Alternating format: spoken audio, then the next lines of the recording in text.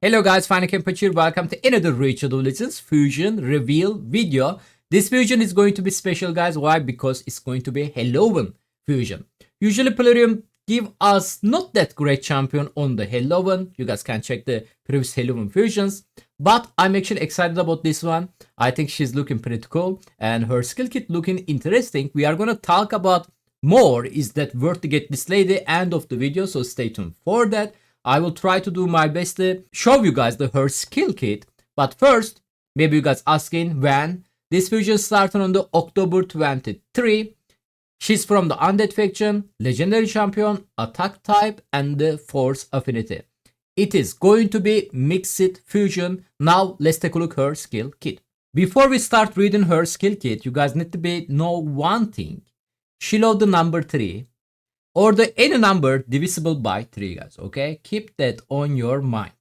So, her A1 ability, attack one enemy 3 times. Each hit, 33% chance of the granting an extra turn. Cannot gain more than 1 extra turn. So, she's not going to be like Rotos A1 skill, extra turn, extra turn, extra turn. There's a limit guys. She can only get 1 extra turn. But at the same time, this extra turn chance is very high. I mean, each attack has 33% chance to get extra turn, which is she attacking 3 times. There is a quite a high chance you can get extra turn from that A1 skill. There is also one more important thing to mention, this A1 skill. After you guys book, you guys getting 30% damage from that kit, 30% increased damage from the book. So obviously, end of the day, she's a DPS. We don't know her multiplier, but let's continue to rest of her skill kit. Imagine her multiplier is the decent guys, okay, which is we cannot know her multiplier before the test server. A2 ability, attack one enemy, will ignore 33% of the target defense, will ignore 99% of the target defense, stone skin, and the block damage buff instead if this skill is used on a turn meter that is divisible by 3. If the target is killed, increase the cooldown of the all enemy skill by the 3 turns. This effect cannot be resisted if this skill is used on a turn meter that is divisible by 3. After you guys book that skill, 3 turn cooldown and another 30% damage increase. So you guys have some question. I know. We also give the same reaction. So what does that mean? Like how is this skill going to work? She's ignoring stone skin block damage or not? First of all, let's say you are fast, you start in first. She got a turn. It is her first turn. If you are using this A2 ability on the enemy, she's going to attack one enemy and she's going to ignore 33% of the target defense. That's it. If she managed to kill this target while her first turn, then she's going to try to attempt to increase the rest of the enemy skill cooldown by 3 turns, but this skill can be resisted. So it's basically like Lazarus. On the second form, he's placing your champion skill kit like 1 turn cooldown, cannot be resisted. Cannot be resisted part, ignore stone skin part, block damage, and 99% of the target defense. How is that gonna work? It has to be her third or any turn divisible by the third. Third, 6, 9, 12, 15 is go like that, guys, okay? So the turn number has to be divisible by 3. Yes, it's a little bit tricky to use it. So basically, you have to use this A2 skill on her third turn, which is how is that going to work? Maybe A3 skill going to give us answer about it. But personally, she's looking fun, guys. To be honest, like I kind of enjoy that kits and the mechanic actually. A3 skill, attack one enemy. Before attacking, remove all buff from all enemies. This effect cannot be resisted by enemies with the number of the buffs that is divisible by 3. Will attack all remaining enemies with less than 66% HP.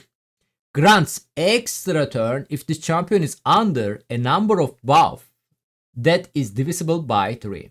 Another 3 turn cooldown and the 30% damage increase after you guys book that skill.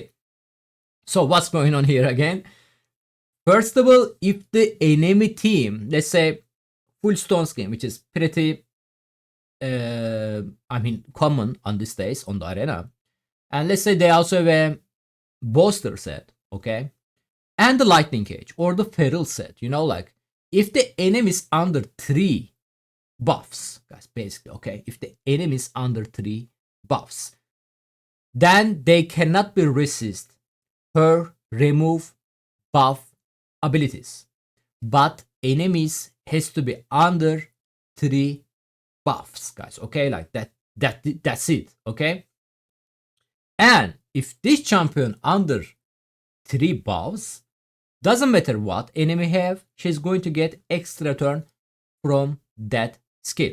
So basically, I'm thinking like, to imagine a scenario, like if we manage to build a team around of this lady, so if we manage to give her 3 buff beginning of the fight, you can either use the champion for that, or you can give her like stone skin, lightning cage. Lightning cage actually not gonna give you, I think it doesn't proc beginning of it if you are getting turn first, I believe so. You know, like on, or like you, let's say you have a Sifi, which is there in the same faction, she's gonna give the 3 buff, right?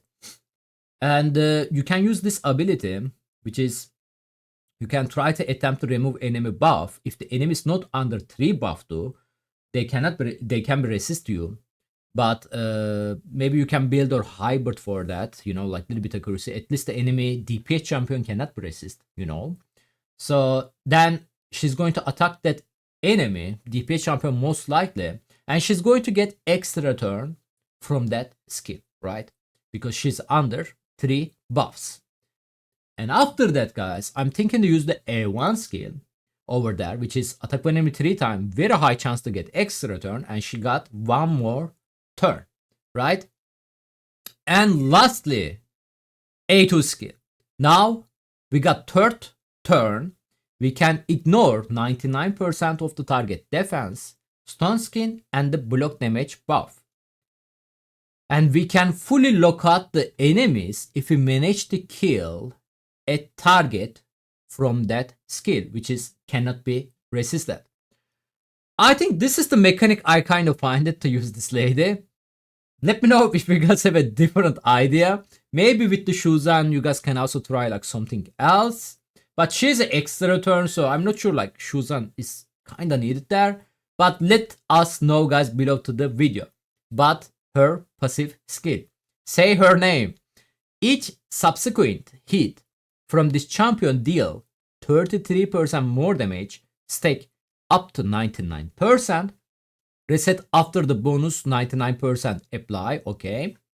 Each subsequent hit this champion receive deal 33% less damage, which is stack 99% again. And the reset when the 99% damage reduction is the applied. That's actually huge. Like let's imagine like enemy has a Marius, his first attack 33%, 66%, 99%. I'm not sure she can survive that. She's an attack champion eventually. But if you build her in the stone skin, you know, like stone skin little like classic like arena build, you know, kind of like go second arena DPS build, maybe she can actually survive that. And you know what? This passive skill doesn't have any cooldown, guys. Like I actually double checked that. There is no cooldown at all. But it's not over yet. Whenever an enemy is revived, revive this champion with a 33% HP and 66% turn meter. After being revived, place a True Fear debuff on all enemies by 2 turns. This debuff cannot be resisted or the blocked. That is insane. I mean, I'm not seeing cooldown on this skill, guys, okay? Like I'm just looking the same picture as you, and I see no cooldown here. Hopefully it's not typo. Hopefully it's not like mistake from Polarium side. This skill doesn't look like have a cooldown. So whenever you revive, she's coming back. That's insane. Oh my god. That's actually insane. She's going to be super annoying, I feel like. And her aura, of course, ally attack in the all battle by 33%. Like I said, guys, beginning of the skill kit, she load the number 3 and any number divisible by the 3, guys. Okay, so what we are thinking about this lady. She's looking interesting, guys. She's looking interesting and fun. Maybe it is the most important part. Eventually, we are playing the game, video game. You know, we playing that for the fun. Maybe we just need to see some fun content in the game like that lady. But she's looking good. Mostly in the arena, I'm thinking, unless her multiplier is totally garbage, you know. But you can also use this lady in the multiple places, like even on the PvE content, guys, like Faction War, First, obviously. I mean, Hydra, maybe, you know. Not sure about Chimera, guys. I don't think Chimera going to be work. I mean, whenever an enemy revive, enemy is not gonna really revive on the Chimera, so you cannot really cast a true fear from this lady to the boss. That's probably not going to work. But in general, on the paper, she's looking super nice, guys. I personally really like this lady. I will definitely go for her. But my recommendation is always, before the fusion champion is released, guys, test server video is coming pretty much like around of the same time. Just check the test server video and then decide it by yourself. The server video can give you some example about her multiplier. But end of the day, let me know if you guys have some good mechanic, good team around of this lady. You can build it, because we need to use this A2 skill, you know, before the enemy stone skin is gone. And how we are going to do that?